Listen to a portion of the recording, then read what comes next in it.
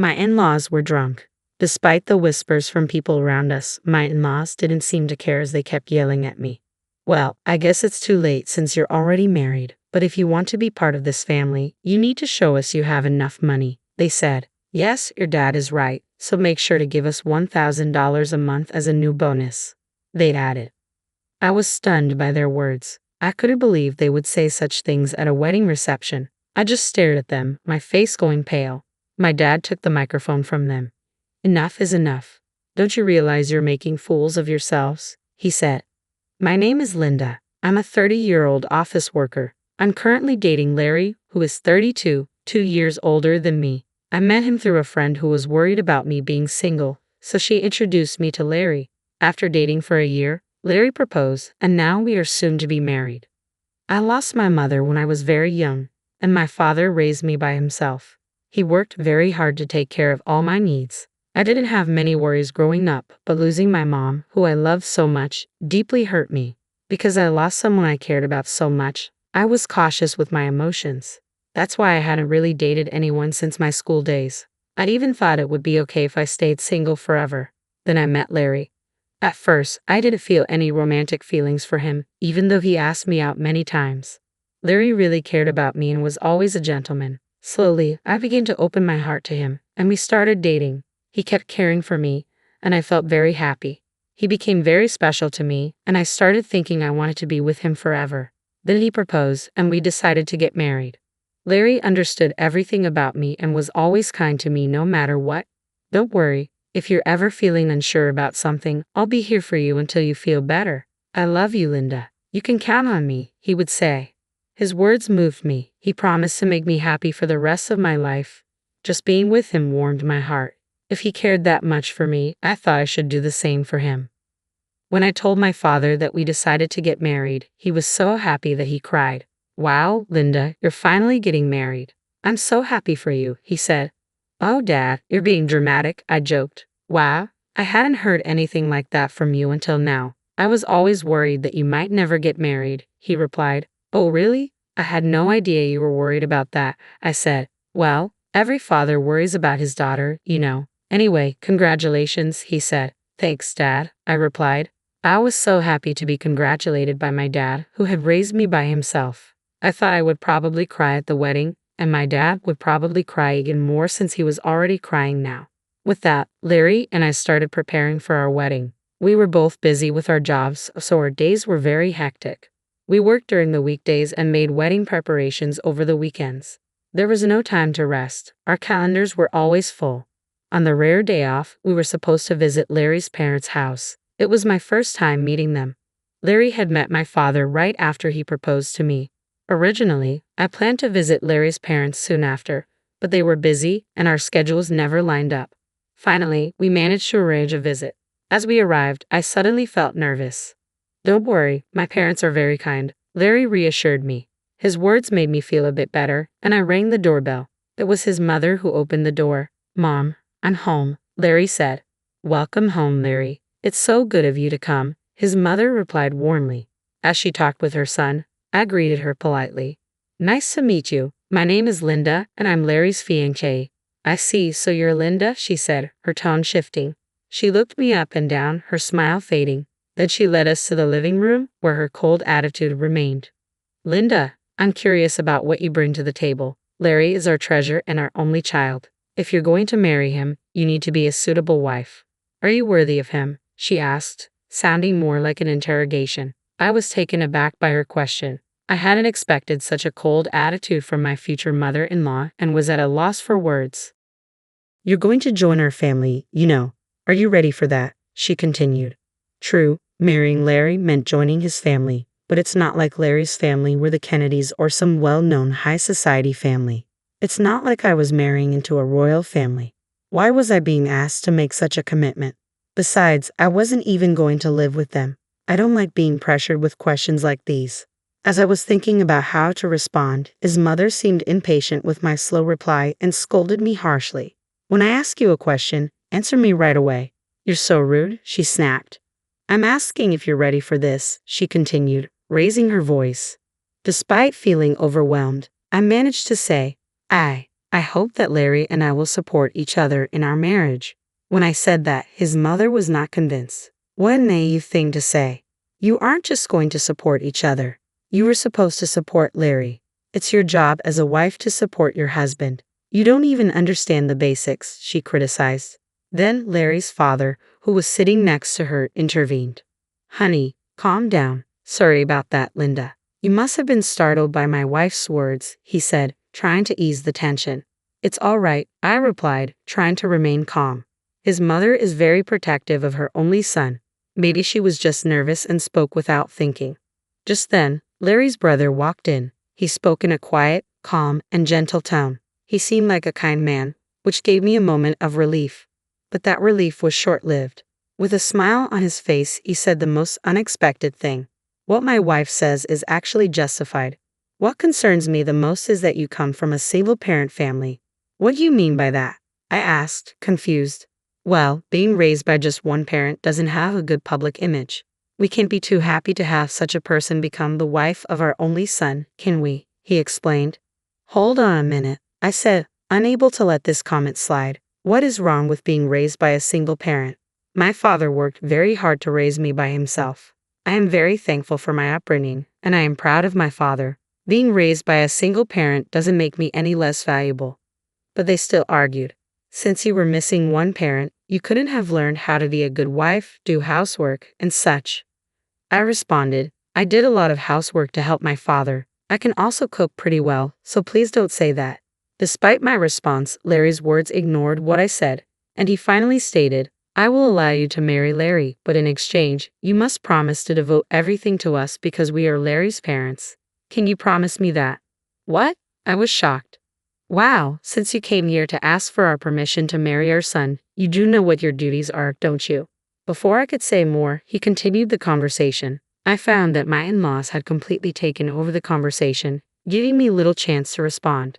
That night, as I thought more about the marriage, I decided to share my feelings with Larry.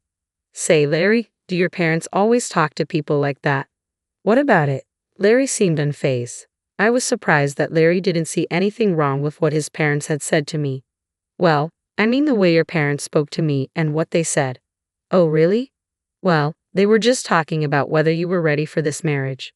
I get that your parents are worried about their son's marriage, but I feel like what they were saying was a bit too much. I said. Really? Why is that? My parents didn't say anything wrong. Besides, they've given us permission to get married, so don't worry about it. Larry replied. That's true, but I felt uneasy, I said. Larry seemed to side with his parents more than with me, and that was very troubling. I guess he realized I was feeling unsure because he gave me a hug. Linda, you don't have to worry so much. My parents are just a bit upset because their only son is getting married, he said. He spoke as if he didn't fully support me. It's all going to be fine. Don't overthink it. I'm sure they just want what's best for us.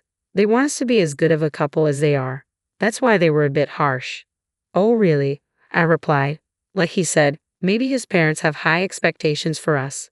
But even if that's the case, I don't think it's right for them to belittle me because I was raised by my father. I don't think people who say such things make a good couple. We are the ones getting married, and we should be the focus, not their approval or disapproval. With that perspective, although I was still a bit upset, I decided not to dwell too much on his parents' opinions. Then the day of the wedding arrived. We had many guests, including our relatives, friends, colleagues, and bosses. I walked down the aisle with my father, who had raised me all my life. Larry and I exchanged our vows and rings. We were met with applause, and for the first time, I truly realized that I was getting married to Larry. I felt a happiness I had never felt before. As we walked into the reception hall, we made our way through the crowd, greeted by videos of us as part of the entertainment. It was a joyful time. I chatted with friends I hadn't seen in a while, and many people congratulated us. Despite my earlier worries about his parents, I was glad I had decided to marry Larry. I was glad we decided to have a memorable day. After the ceremony, we planned to officially register our marriage, and Larry and I would become husband and wife. I cherished every moment and felt so happy. Time flew by, and soon it was time for the final part of the event. The bride and groom and both sets of parents lined up to greet the guests. But I started to feel uneasy because of Larry's parents. We were all supposed to be standing in line, but his parents were wobbly on their feet. If you looked closely, you could see that their faces were bright red. They had drunk too much. Some relatives asked if they were okay. My in-laws were clearly drunk, but we had to wrap up the ceremony and get it over with. The moderator handed the microphone to me and Larry. Suddenly, Larry's mother snatched my hand away from him and yelled at me like a professional wrestler in the middle of a challenge. Listen to me, Linda. After this wedding, you are going to devote yourself to us completely. Prepare yourself because we are going to test you really hard, she said. The guests started whispering to each other, and some even thought it was a joke and laughed. Then Larry's father grabbed the microphone. Linda, don't you feel embarrassed to wear a dress like that? It doesn't suit you at all, dear. You should tell her the truth, his mother chimed in. As expected, the whispers among the guests changed in tone. I looked at Larry, hoping he would stop his father's rude comments, but Larry said he couldn't do that and that his parents weren't doing anything wrong. It became clear he would never protect me from his parents in the future. That was the moment I realized it. I was certain of it, even as the hall buzzed around us. My in-laws were drunk and continued to insult me. Well, you're already married, but if you're going to be part of this family, you need to prove that you have enough money, they said. Yes, that's right, they continued. After you register your marriage at the city hall, you should give us a few thousand a month and your entire bonus. I was shocked by their words. I never thought they would say such things at our wedding reception. I just stared at them, feeling my face go pale. My father took the microphone from them. Enough of this. Don't you realize you're making fools of yourselves? He said. Though still showing some respect, his parents glared at my father. Why are you interrupting us while we're talking? I knew this woman's father was no good. Single parents are never any good, they said. Why did they talk like this? How dare they insult my father, I thought. My father, keeping his cool, replied, You people are even worse than I imagined. You even refuse to meet me because I am a single father. I never thought that someone like you would work for President Scott. President Scott is such a respectable person. I assumed his employees would be decent as well, my father continued. At that, my father-in-law's face turned very serious. How do you know President Scott? He's a business partner of my company and, more importantly, an old friend of mine, my father explained. And speaking of single parents, President Scott was raised by his mother alone. So you just insulted the president of the company you work for. Seeing my in-laws' faces fall at my father's words, I realized they finally understood the mess they had gotten themselves into. I apologize, sir. Please don't tell the president about this, my in-law pleaded, suddenly falling to his knees. Just moments before, he had acted like he was in charge, but now he looked defeated. I could hear laughter from the guests. Some even pulled out their cell phones to record the scene. No matter how much you apologize, you can't take back your words, my dad said. He walked over to me and asked if I wanted to go home with him. I said yes and took the microphone from Larry's hand. Thank you for the great entertainment, but there will be no marriage, I announced to Larry, his parents, and everyone who attended. I will make sure to return the money you gave us for this occasion. Then I left the reception hall with my dad. I caught a glimpse of Larry and his parents looking dismayed, and soon after, his relatives rushed over with worried expressions on their faces. The place must have been in complete chaos. As I returned their money, I apologized to the guests. They all expressed sympathy for me and praised me and my dad for our actions, saying it was good that we weren't taken advantage of by such terrible people. Later, Larry's coworkers who had attended the reception must have spread the word about what happened at his company. Larry became known for having such unreasonable parents and was criticized for having a weak character. His embarrassment was so great that he resigned voluntarily. Of course, the president of my father-in-law's company found out about the incident. Larry's father was demoted and sent to an insignificant division of the company, transferred to a remote office in the countryside. I heard that Larry's family has been ostracized by all his relatives because of what happened at the wedding. While it's unfortunate, it really was their own doing, and sometimes things like that just can't be avoided. In the meantime, I've been using this opportunity to strengthen my relationship with my dad. We've been spending more quality time together, and it's helped me appreciate all he's done for me even more. One day, he sat me down for a serious talk. Linda, are you interested in running the business? He asked, looking at me with a mixture of hope and seriousness. Do you mean, I started, a bit unsure where he was heading with this. Why don't you work towards becoming the president of my company? he suggested. It was a big step, and he seemed to believe I was ready to take it on. I'll do my best, I promised him, feeling a mix of excitement and nervousness. I decided then to focus on stepping up my game at work rather than getting entangled in romantic relationships for now. I wanted to prove to myself and to my dad that I could excel and perhaps one day be a great leader like him. Currently, I am deeply involved in learning everything I can at my dad's company.